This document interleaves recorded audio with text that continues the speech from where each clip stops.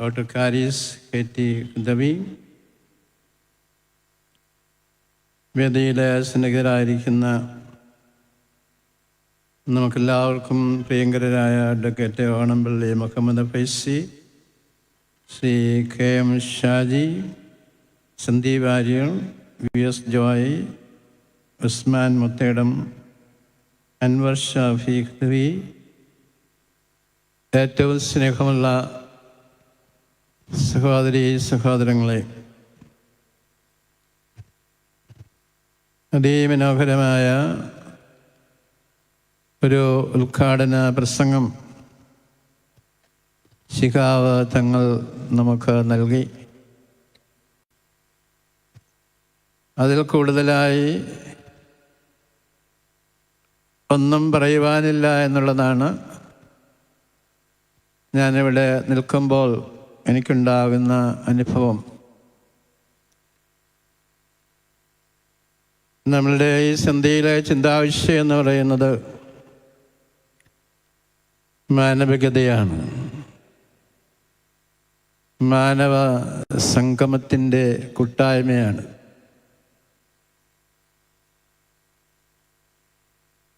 നമ്മളെല്ലാവരും ഈ ലോകത്തെ ജനിച്ചു വീഴുന്നത് മനുഷ്യരായിട്ടാണ്. പിന്നീടാണ് ഹിന്ദുവും മുസൽമാനും ക്രിസ്ത്യാനിയുമാകുന്നത്. പിന്നീടാണ് രാഷ്ട്രീയ നേതാക്കന്മാരായിട്ട് വിവിധ പാർട്ടികളിലെ അംഗങ്ങളായി മാറുന്നത്. ആധുനിക സമൂഹത്തിൻ്റെ ഏറ്റവും വലിയ കുറവെന്ന് പറയുന്നത് ഈ തിരിച്ചറിവ് ഈ കാലഘട്ടത്തിൽ നമുക്ക് കുറഞ്ഞു വരുന്നു എന്നുള്ളതാണ്. അടിസ്ഥാനപരമായി ഞാനൊരു മനുഷ്യനാണ് എന്നുള്ളത്. മാനവികത എന്ന് പറയുന്നത് ഹൃദയത്തിൻ്റെ വിശാലതയാണ്. എല്ലാവരെയും ഉൾക്കൊള്ളുവാനും എല്ലാവരെയും സ്വാഗതം ചെയ്യുവാനും എല്ലാവർക്കും നന്മയുണ്ടാകട്ടെ എന്ന് ചിന്തിച്ച് പ്രവർത്തിക്കുവാനുമുള്ള മനസ്സിൻ്റെ വിശാലതയാണ് നമ്മൾ മാനവികത എന്ന് പറയുന്നത്. ഈ മാനവികത ഏറ്റവും അധികം വേണ്ടത് ആർക്കാണെന്ന് ചോദിച്ചാൽ നേതൃസ്ഥാനത്തിരിക്കുന്നവർക്കാണ്. പക്ഷെ ഇന്ന് നേതൃസ്ഥാനത്തിരിക്കുന്നവരുടെ ഹൃദയങ്ങൾ ചുരുങ്ങി വരുന്നു എന്നുള്ളതാണ് ഏറ്റവും വലിയ പ്രതിസന്ധി എന്ന് പറയുന്നു. വ്യക്തിപരമായോ ഭാഗികമായ പറയുവാൻ ഞാൻ ആഗ്രഹിക്കുന്നില്ല. എല്ലാവരും നമ്മൾ തിരിച്ചറിയേണ്ട ഒരു ഭാഗം, ഈ സമൂഹത്തിന് നേതൃത്വം കൊടുക്കുന്ന ഹൃദയങ്ങൾ ചുരുങ്ങരുത്. അത് മനുഷ്യ സ്നേഹപരമായി വികസിക്കേണ്ട ഒരു കാലഘട്ടമാണിത് എന്നുള്ളതാണ്. ഞാൻ ജനിച്ച് വീണത് ക്രൈസ്തവർ വളരെ കുറച്ചുള്ള ഒരു സ്ഥലത്താണ്. ധാരാളം ഹൈന്ദവ സഹോദരങ്ങളുള്ള ഒരു സ്ഥലത്ത്. എൻ്റെ കൂടെ പഠിച്ച വാസുദേവൻ എന്ന് പറയുന്ന ഒരു അഡ്വക്കേറ്റ് ഉണ്ടായിരുന്നു. അദ്ദേഹം ഈയിടെ മരിച്ചുപോയി. ഞങ്ങൾ ഒന്നിച്ച് ഏറ്റവും ചെറിയ ക്ലാസ്സിൽ പഠിച്ച് സംസാരിച്ച് കടന്നു വരുമ്പോൾ ആദ്യമായി വാസുദേവൻ്റെ വീടാണ്, അതിന് മുകളിൽ എൻ്റെ വീടാണ്. അവിടെ വരുമ്പോൾ ഈ വാസുദേവൻ്റെ അമ്മ, ഇപ്പോഴും എൻ്റെ ഹൃദയത്തിൽ ആ അമ്മയുണ്ട്, കുഞ്ഞമ്മ എന്ന് വിളിക്കാറുണ്ട്. ഈ വാസുദേവനെ വീട്ടിൽ വിളിച്ചുകൊണ്ട് പോകുന്നതിന് മുമ്പായിട്ട് എൻ്റെ കയ്യിൽ പിടിച്ചുകൊണ്ട് വീട്ടിൽ കൊണ്ടുപോയി അതിൻ്റെ ഉമ്മറത്തിരുത്തി ഞങ്ങളെ രണ്ടുപേരെയും അപ്പുറത്തും ഇപ്പുറത്തും ഇരുത്തി നല്ല കപ്പ പുഴുങ്ങിയത് തന്ന് ആദ്യം എനിക്ക് തരികയും രണ്ടാമത് വാസുദേവന് കൊടുക്കുകയും ചെയ്യുന്ന ഒരനുഭവം എൻ്റെ ഹൃദയത്തിലുണ്ട് എന്നുള്ളതാണ്. എന്താണ് ഹൈന്ദവ വിശ്വാസമെന്ന് ഞാൻ പഠിച്ചത് ഈ അമ്മയിൽ നിന്നാണ്, ഒരു വിശുദ്ധ ഗ്രന്ഥത്തിൽ നിന്നുമല്ല. നമ്മൾ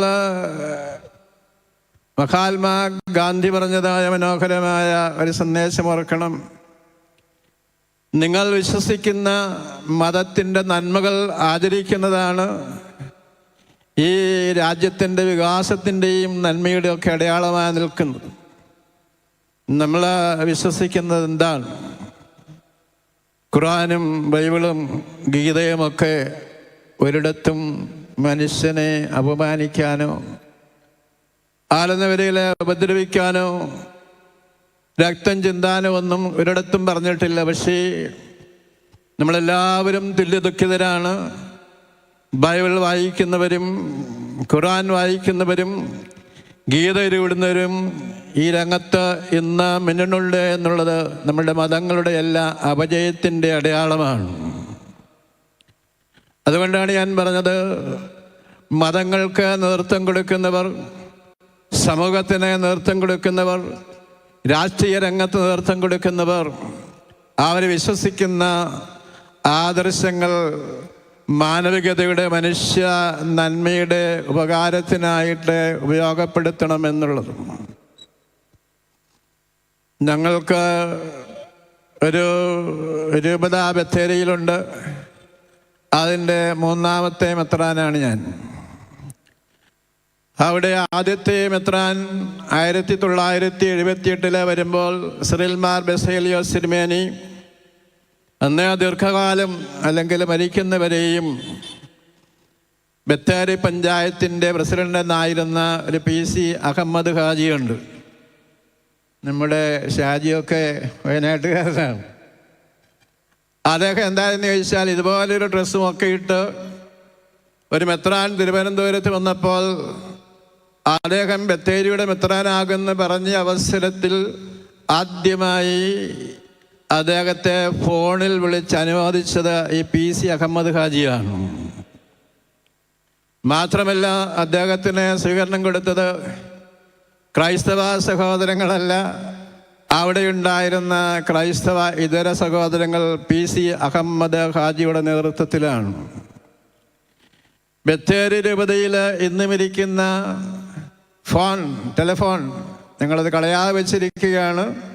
അത് കൊടുത്തത് PD അഹമ്മദ് ഹാജിയാണ്. ഇവിടെ അച്ഛന്മാരിപ്പോൾ ഞാൻ പറയുന്നത് തെറ്റാണെങ്കിൽ അവരോട് ചോദിക്കാം. അവിടെ നിങ്ങൾക്കറിയാവുന്നതുപോലെ ഞങ്ങളുടെ ആ തിരുമേനിക്ക് ആഹാരം വെച്ച് കൊടുത്തത് ഏതാണ്ട് 40 വർഷക്കാലം പ്രിയപ്പെട്ട താത്ത എന്ന് പറയുന്ന സഹോദരിയാണ്. ആഹാരം ഞങ്ങൾക്ക് നൽകിക്കൊണ്ടിരുന്നത് ആ അമ്മയ്ക്ക് ഇന്നും അരമനയിൽ നിന്ന് പെൻഷൻ കൊടുക്കുന്നുണ്ട് എന്നുള്ളതാണ്. അപ്പോൾ നമ്മളെ ചിന്തിക്കേണ്ട ഒരു കാര്യമുണ്ട്. നമ്മളെ വിശ്വസിക്കുന്ന കാര്യങ്ങൾ എത്രമാത്രം നമ്മുടെ ജീവിതത്തിൽ നമ്മളെ പ്രാവർത്തികമാക്കുന്നുള്ളതാണ്. മാനവികത എന്ന് പറയുന്നത് മനുഷ്യൻ്റെ അന്തസ്സ് പാലിക്കുക എന്നുള്ളതാണ്. ഹ്യൂമൻ ഡിഗ്നിറ്റിയാണ്. എല്ലാ മനുഷ്യരും ദൈവത്തിൻ്റെ മക്കളാണെന്നും സഹോദരീ സഹോദരങ്ങളാണെന്നും എന്നെപ്പോലെയും നിങ്ങളെപ്പോലെ ഈ രാജ്യത്ത് ഈ സമൂഹത്തിൽ സന്തോഷത്തോടെ ജീവിക്കാൻ അവകാശമുണ്ട് എന്നും നമ്മുടെ ജീവിതത്തിലൂടെ കാണിച്ചു കൊടുക്കുന്നതാണ് മാനവികത എന്ന് പറയുന്നത്. ഇവിടെ സ്വാഗത പ്രാസംഗികൻ പറഞ്ഞു, ഞാൻ ബത്തേരിയിലെ 10 സെൻറ്റ് സ്ഥലം മോസ്കിന് കൊടുത്തുവെന്ന്. മോസ്കിന് മാത്രമല്ല, 1 ഏക്കർ സ്ഥലം അമ്പലത്തിനും കൊടുത്തിട്ടുണ്ട്. നമ്മുടെ പ്രിയങ്കരനായ സഹോദരങ്ങളെ അവിടെ വന്നപ്പോൾ പ്രിയപ്പെട്ട കുഞ്ഞാലിക്കുട്ടി സാഹിബ് അവിടെ വന്ന് പറഞ്ഞ ഒരു കാര്യമാണ്, ഞങ്ങളുടെ സഹോദരങ്ങൾക്ക് പ്രാർത്ഥിക്കുവാൻ മോസ്ക് വെക്കുവാൻ സ്ഥലമില്ല എന്ന്. ഞാൻ പറഞ്ഞു 2 ദിവസം കഴിഞ്ഞ് മറുപടി പറയാമെന്ന് പറഞ്ഞു. 2 ദിവസം കഴിഞ്ഞപ്പോൾ ഞാൻ പറഞ്ഞു, നിങ്ങളുടെ അച്ഛന്മാരോട് നമ്മുടെ സഹോദരങ്ങളായ മുസ്ലിം സഹോദരങ്ങൾക്ക് പ്രാർത്ഥിക്കുവാൻ സ്ഥലമില്ല, നമുക്കിവിടെ 4.5 ഏക്കർ സ്ഥലമുണ്ട്, 10 സെൻറ്റ് സ്ഥലം കൊടുക്കാം, എത്ര പൈസയും തരാമെന്നുള്ള കണ്ടീഷനിലാണ് അവർ വന്നത്. ഞങ്ങളുടെ അച്ഛന്മാർ പറഞ്ഞു, തിരുമേനി പൈസ വാങ്ങിക്കേണ്ട, നമുക്ക് 10 സെൻറ്റ് സ്ഥലം മോസ്കിന് കൊടുക്കാമെന്ന് പറഞ്ഞു. അങ്ങനെ പൈസ വാങ്ങിക്കാതെ 10 സെൻറ്റ് സ്ഥലം പുത്തൻകുന്നിൽ മോസ്കിന് കൊടുത്തിട്ടുണ്ട്. അവിടെ ശിഖാസങ്ങളാണ് ഉദ്ഘാടനത്തിന് വന്നത്. അദ്ദേഹം പറഞ്ഞു, എനിക്കും ഞങ്ങളുടെ രൂപതയ്ക്കും വേണ്ടി അവിടെ പ്രാർത്ഥിക്കുമെന്ന്. മോസ്കിൽ ഞങ്ങൾക്ക് വേണ്ടി പ്രാർത്ഥിക്കുന്ന ഒന്നിനേക്കാൾ കൂടുതൽ സമ്പന്നത എന്താണ്? അതിനേക്കാൾ വലിയ പ്രതിഫലം എന്താണ്? അപ്പുറത്ത് അമ്പലത്തിന് നമ്മൾ കൊടുത്തു, അവിടെയും നമുക്കറിയാവുന്ന പോലെ പ്രാർത്ഥനകൾ നടക്കുന്നുണ്ട്. അപ്പോൾ നമ്മുടെ വിശ്വാസം എന്ന് പറയുന്നത്, നമ്മുടെ ഈശ്വര വിശ്വാസം എന്ന് പറയുന്നത് നാം എല്ലാവരും ദൈവത്തിൻ്റെ മക്കളാണെന്നും പരസ്പരം സഹോദരീ സഹോദരന്മാരാണെന്നുമുള്ള തിരിച്ചറിവാണ്. ഇതാണ് ശുദ്ധമായ മാനവികത എന്ന് പറയുന്നു. ഇത് ഒരു മതത്തിൽ മാത്രമല്ല, എല്ലാ മതത്തിലുമുണ്ട്. ഞാൻ പഠിച്ച് വളർന്ന് ഡോക്ടറേറ്റ് എടുത്തത് ഒരു പണ്ഡിതനായ മനുഷ്യൻ്റെ കീഴിലാണ്. Doctor Jaleel, PM Jaleel. അദ്ദേഹത്തിൻ്റെ ക്ലാസ്സിലിരുന്ന് വൈകിട്ട് വീട്ടിൽ ചെല്ലുമ്പോൾ അവിടെ ഉണ്ടാക്കുന്ന നല്ല പത്തിരിയും ചിക്കനുമാണ് എൻ്റെ ആരോഗ്യത്തിൻ്റെ രഹസ്യമെന്ന് പറയുവാൻ ഞാൻ ആഗ്രഹിക്കുകയാണ്. എല്ലാ ദിവസവും വൈകിട്ട് റിസർച്ചിന് ചെല്ലുമ്പോൾ അദ്ദേഹത്തിൻ്റെ മക്കളോടുകൂടി, അദ്ദേഹത്തിൻ്റെ മക്കളൊക്കെ എൻ്റെ വാട്സപ്പ് ഗ്രൂപ്പിലുള്ളവരാണ്, അവിടെ മക്കൾക്ക് കൊടുക്കുന്ന പത്തിരിയും ചിക്കനുമൊക്കെ എൻ്റെ ശരീരത്തിൻ്റെ ശക്തിയായി മാറിയിട്ടുണ്ട് എന്നുള്ളതാണ്. ഒരുപക്ഷെ നിങ്ങൾ വിചാരിക്കും ഞാനൊരു മെത്രാനാണ്. ഇന്നും ഡോക്ടർ ജലീൽ ഫൗണ്ടേഷൻ്റെ, അത് തിരുവനന്തപുരത്താണ് പ്രസിഡന്റ്, ഇപ്പോഴും ഞാനാണ് മെത്രാനായ ഞാനാണ്, ഒരു മുസ്ലിം സഹോദരനല്ല എന്നുള്ളതാണ്. എവിടെയാണ് നമ്മുടെ മാനവികത എന്ന് പറയുന്നത്? ഇതുപോലെയുള്ള തിരിച്ചറിവുകൾ ഈ നാട്ടിൽ നിന്ന് നഷ്ടപ്പെട്ടു പോകുന്നു എന്നതാണ് നമ്മുടെ ഏറ്റവും വലിയ പരാജയം എന്ന് പറയുന്നത്. തിരുവനന്തപുരം പട്ടണത്തിൽ ശ്രീ പത്മനാഭസ്വാമി ക്ഷേത്രത്തിൻ്റെ മുന്നിൽ ഒരു ക്രൈസ്തവ ദേവാലയമുണ്ട്. ആ ദേവാലയത്തിൻ്റെ വികാരിയായിരുന്നു ഞാൻ തിരുവനന്തപുരത്തെ ജോലി ചെയ്യുമ്പോൾ. വേറെ ആർക്കും അവിടെ ക്രൈസ്തവ ദേവാലയമില്ല. അവിടെ ഏതാനും ക്രൈസ്തവ സഹോദരങ്ങൾ, വളരെ ചെറിയ സമൂഹമാണ്. അവരവിടെ ചെല്ലുമ്പോൾ അമ്പലത്തിലെ സഹോദരങ്ങളെ പറഞ്ഞു, അമ്പലത്തിലെ ആരാധനയും അവരുടെ പ്രദർശനമൊക്കെ നടത്താൻ ഈ കൊച്ചു ദേവാലയം ഒരു ചെറിയ തടസ്സമായി നിൽക്കുന്നു, ഞങ്ങൾ ഒരു 50 അടി അപ്പുറത്തോട്ട് മാറ്റി വെച്ചോട്ടെ എന്ന് ചോദിച്ചു. അന്ന് മലങ്കര സഭയുടെ തലവൻ ബെനഡിക്റ്റ് മാർ ഗ്രിഗോറിയസ് തിരുമേനിയാണ്. തിരുമേനി പറഞ്ഞു 50 അടിയല്ല 200 അടി മാറ്റി വെച്ചോ, ഒരു പ്രശ്നമില്ല എന്ന്. മാറ്റിവെക്കാൻ പറയുക മാത്രമല്ല, അമ്പലത്തിൽ നിന്ന് 20 സെന്റ് ഭൂമി തിരുവനന്തപുരം പട്ടണത്തിൽ വാങ്ങിച്ച് അമ്പലത്തിൽ നിന്ന് നിർമ്മിച്ചു വന്ന പള്ളിയാണ് ശ്രീ പത്മനാഭസ്വാമി ക്ഷേത്രത്തിന് മുൻപുള്ള ചാലൈ മലങ്കര കത്തോലിക്ക സഭയുടെ പള്ളി എന്ന് പറയുന്നു. എവിടെയാണ് ഈ മാനവികത? മനുഷ്യ ഹൃദയങ്ങളിലാണ്. നാം കാണിക്കുന്ന അനേകം പ്രസംഗങ്ങളിലല്ല. നിങ്ങൾക്കറിയാം, ഇത് ക്രിസ്ത്യാനികൾക്ക് ക്രിസ്മസിൻ്റെ കാലമാണ്. അന്ന് മാലാഖ പാടിയ മനോഹരമായ ഒരു ഗാനമുണ്ട്. അത്യുന്നതങ്ങളിൽ ദൈവത്തിന് സ്തുതി, ഭൂമിയിൽ സന്മനസ്സുള്ളവർക്ക് സമാധാനം.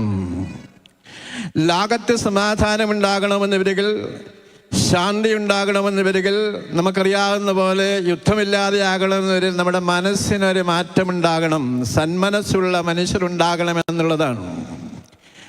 ഞാൻ പറഞ്ഞുവല്ല, എൻ്റെ കുട്ടിക്കാലത്ത് സന്മനസ്സുള്ള അമ്മയുണ്ടായിരുന്നു. പഠിച്ചു വന്നപ്പോൾ സന്മനസ്സുള്ള ഡോക്ടർ ജലീലുണ്ടായിരുന്നു. അച്ഛനായപ്പോൾ സന്മനസ്സുള്ള അമ്പലത്തിലെ സഹോദരങ്ങളുണ്ടായിരുന്നു. ഇവരുടെ അഭാവമാണ് നമ്മളുടെ സമൂഹത്തിൻ്റെ സംഘർഷത്തിൻ്റെ അടിസ്ഥാനമെന്ന് പറയുന്നു. നമ്മൾ ഈ മാനവികത കൂട്ടായ്മകളെല്ലാം നമ്മുടെ മനസ്സ് മാറുന്ന, നമ്മൾ പറയാറുണ്ട് ഭാരതം എൻ്റെ നാടാണ്, എല്ലാ ഭാരതീയരും എൻ്റെ സഹോദരീ സഹോദരങ്ങളാണെന്ന് സ്കൂളുകളിൽ പഠിക്കുന്നുണ്ട്, ഉരുവിടുന്നുണ്ട്. പക്ഷേ എത്രമാത്രം അത് പ്രായോഗികമാകുന്നുവെന്ന് നമ്മൾ തിരിച്ചറിയേണ്ടതായിട്ടുണ്ട്. അപ്പോൾ ഈ മാനവ സങ്കേതങ്ങൾ അല്ലെങ്കിൽ ഈ സംഗമങ്ങളൊക്കെ നമ്മളുടെ തിരിച്ചറിവിൻ്റെ നന്മയുടെ ഉറവിടങ്ങളിലേക്ക് കൊണ്ടുപോകുവാൻ സഹായിക്കണമെന്നുള്ളതാണ്. ഈ ഭൂമിയെ സംബന്ധിച്ച് നാം നോക്കുമ്പോൾ ഈ ഭൂമിയിലെ എല്ലാ മനുഷ്യൻ്റെയും അവകാശങ്ങൾ, അവരുടെ മാന്യത കാത്ത് സൂക്ഷിക്കേണ്ട സംവിധാനങ്ങൾ ഉണ്ടാകണം. അത് ഏത് രാഷ്ട്രീയ പ്രസ്ഥാനത്തിലുള്ളവരായിരുന്നാലും ഭരണാധികാരികളെ ശ്രദ്ധിക്കേണ്ടത് ഇവിടെ സമാധാനവും ശാന്തിയും സാമൂഹികമായ സുസ്ഥിതിയും ഉണ്ടാകണമെന്ന് വരികിൽ എല്ലാ മനുഷ്യർക്കും അവരുടെ അടിസ്ഥാന ആവശ്യങ്ങൾ നിർവഹിക്കുന്ന സംവിധാനങ്ങൾ ഉണ്ടാകണം. അവിടെ രാഷ്ട്രീയത്തിൻ്റെയോ മതത്തിൻ്റെയോ ഒന്നുമല്ല പ്രശ്നം. എല്ലാ മനുഷ്യരും തുല്യമായി ജീവിക്കുകയും സന്തോഷിക്കുകയും ചെയ്യുന്ന മനോഹരമായ ഒരു സമൂഹത്തിൻ്റെ സൃഷ്ടിയാണ്. രണ്ടാമതായിട്ട് നമ്മൾ മനസ്സിലാക്കേണ്ടത് എന്താണെന്ന് ചോദിച്ചാൽ, മനുഷ്യൻ്റെ ഡിഗ്നിറ്റി പോലെ തന്നെ പ്രധാനപ്പെട്ടതാണ് മനുഷ്യബന്ധങ്ങൾ എന്ന് പറയുന്നത്. എല്ലാ മനുഷ്യരോടും നന്നായി ബന്ധപ്പെടുവാൻ നമുക്ക് സാധ്യമാകണമെന്നുള്ളതാണ്. നാം വിദ്യ അഭ്യസിച്ച് പണ്ഡിതരായി ശാസ്ത്ര സാങ്കേതിക രംഗങ്ങളിൽ പുരോഗമിക്കുമ്പോൾ ഈ ബന്ധങ്ങൾ യന്ത്രബന്ധങ്ങളായിട്ട് മാറുന്നു എന്നുള്ളതാണ്. നമുക്ക് ഏറ്റവും വലിയ ബന്ധം ഇപ്പോൾ എവിടാന്ന് ചോദിച്ചാൽ നമ്മുടെ സെൽഫോണിനോടാണ്. ഈ രാവിലെ ഇതെടുക്കും, ഉറങ്ങാൻ പോകുമ്പോൾ തലയിൽ വെച്ച് ഉറങ്ങും, വീണ്ടും എണ്ണീക്കും. മനുഷ്യബന്ധങ്ങളില്ലാതെ ആയിത്തീരുന്നു, യന്ത്രമനുഷ്യനായിട്ട് മാറുകയാണ്. നമ്മുടെ സമൂഹത്തിലുള്ള എല്ലാ മനുഷ്യരോടും ബന്ധപ്പെട്ട്, പ്രത്യേകിച്ച് വേദനിക്കുന്നവരോട് ദുഃഖിക്കുന്നവരോട് ബന്ധപ്പെട്ട് കൈകോർത്ത് മുന്നേറ്റ് പോകുവാൻ സാധ്യമാകുന്ന ഒരു മനുഷ്യ ബന്ധം നമ്മൾ വീണ്ടെടുക്കേണ്ടതായിട്ടുള്ള ആ കാലഘട്ടത്തിലാണ്. മനുഷ്യബന്ധങ്ങൾ പോലെ തന്നെ നമുക്ക് മനുഷ്യന് നന്മ ചെയ്യുന്നതായ ഒരു സ്വഭാവം കൂടി സൃഷ്ടിച്ചെടുക്കേണ്ടതായിട്ടുണ്ട്. നമ്മൾ ജീവിക്കുന്ന ഈ ലോകത്ത് 86 കോടി ജനങ്ങൾ പട്ടിണി കിടക്കുന്നു എന്നുള്ള യാഥാർത്ഥ്യം, ഈ ലോകത്ത് പട്ടിണി കിടക്കുന്നതിൽ 20 കോടി കുഞ്ഞുങ്ങളാണെന്നുള്ള ഒരു യാഥാർത്ഥ്യം, അതിൽ നമുക്കറിയാവുന്ന പോലെ 2 കോടിയോളം ആൾക്കാർ ഭക്ഷണം കിട്ടാതെ മരിക്കുന്നതായ ഒരു ലോകം, 50 കോടിയോളം ജനങ്ങൾക്ക് ആവശ്യത്തിന് പോഷകാഹാരം ലഭിക്കാത്തൊരു ലോകം. ഇവിടെ നമുക്കറിയാവുന്ന പോലെ നമ്മൾ ഒന്നിച്ച് മുന്നേറേണ്ട, കൈപിടിച്ച് മുന്നേറേണ്ട ഏറ്റവും പ്രധാനപ്പെട്ട ഒരു മേഖല, അത് രാഷ്ട്രീയക്കാരായിരുന്നാലും മതവിശ്വാസികളായിരുന്നാലും ഈ പാവപ്പെട്ടവൻ്റെ നന്മയ്ക്ക് വേണ്ടി പ്രവർത്തിക്കുന്ന ഒരു സമൂഹം സൃഷ്ടിച്ചെടുക്കുക എന്നുള്ളത് വളരെ പ്രധാനപ്പെട്ട വിഷയങ്ങളിലൊന്നാണ്. ഇവിടെ ആദരണീയനായ സദിഖാലി ശിഹാബ് തങ്ങൾ മനോഹരമായ ഒരു ചിത്രീകരണം നമ്മൾ കണ്ടു. ഈ നാട്ടിലെ ഏറ്റവും പ്രധാനപ്പെട്ട ആൾക്കാരുമായി കൈകോർത്ത് കത്തോലിക്ക സഭയുടെ പരമാധ്യക്ഷനായ മാർപ്പാപ്പായുമായിട്ട് കൈകോർത്ത് നിൽക്കുമ്പോൾ ഈ ലോകത്ത് നമുക്കെല്ലാവർക്കും ഒന്നിച്ചു ചേർന്ന് നമ്മുടെ രാഷ്ട്രതന്ത്രജ്ഞന്മാർക്കും രാഷ്ട്രീയ പാർട്ടിയിലെ നേതാക്കന്മാർക്കും ഒന്നിച്ച് കൈകോർത്താൽ നമുക്ക് തീരാനുള്ള പ്രശ്നങ്ങൾ എവിടെയുള്ളൂ എന്നുള്ളതാണ്. പക്ഷേ ആത്മാർത്ഥമായി ഹൃദയവിശാലതയോട് കൈകോർക്കുവാനായിട്ടുള്ള സന്മനസ് സൃഷ്ടിച്ചെടുത്തു വന്നൊരിക്കൽ മാത്രമേ ഈ സമൂഹത്തിൻ്റെ പ്രശ്നങ്ങളെ പരിഹരിക്കുവാനായിട്ട് സാധ്യമാകുകയുള്ളൂ. അപ്പോൾ ഇതുപോലെയുള്ള മാനവിക കൂട്ടായ്മകൾ നമ്മളുടെ ഹൃദയത്തിൻ്റെ വിശാലതകളിലേക്ക് കടന്നു ചെല്ലുവാൻ, ചുരുങ്ങിയ ഹൃദയമുള്ളവർ അത് വിശാല ഹൃദയമായി മാറ്റിത്തീർക്കുവാൻ, മനുഷ്യൻ്റെ മഹത്വവും അവൻ്റെ നല്ല ബന്ധങ്ങളും അതുപോലെ തന്നെ മനുഷ്യൻ്റെ നന്മയും കാംക്ഷിക്കുന്ന ഒരു സമൂഹം, ജാതിക്കും മതത്തിനും രാഷ്ട്രീയത്തിനും അപ്പുറത്ത് ഈ സമൂഹത്തിൽ രാഷ്ട്രത്തിൽ വളർന്നു വന്നാൽ നമ്മളുടെ പ്രയാസങ്ങളെ മാറുവാനായിട്ട് സാധ്യമാകും. നമുക്കറിയാവുന്ന പോലെ ഇവിടെ സന്നിഹിതരായിരിക്കുന്ന വളരെ പ്രഗത്ഭരായ നേതാക്കന്മാരുണ്ട്. പ്രിയപ്പെട്ട KM ഷാജിയെ പോലെയും അതുപോലെ VS ജോയിയെ പോലെയും സന്ദീപ് വാര്യരെ പോലെയുമുള്ള ചെറുപ്പക്കാർ, എനിക്കവരോട് പറയാനുള്ളത്, നിങ്ങൾ ഏത് രാഷ്ട്രീയ പ്രസ്ഥാനത്തിലായിരുന്നാലും എല്ലാ രാഷ്ട്രീയ പ്രസ്ഥാനങ്ങളും രാഷ്ട്രത്തിൻ്റെ നന്മയ്ക്ക് വേണ്ടി പ്രവർത്തിക്കുന്നെന്ന് വിശ്വസിക്കുന്നവരാണ് ഞങ്ങൾ.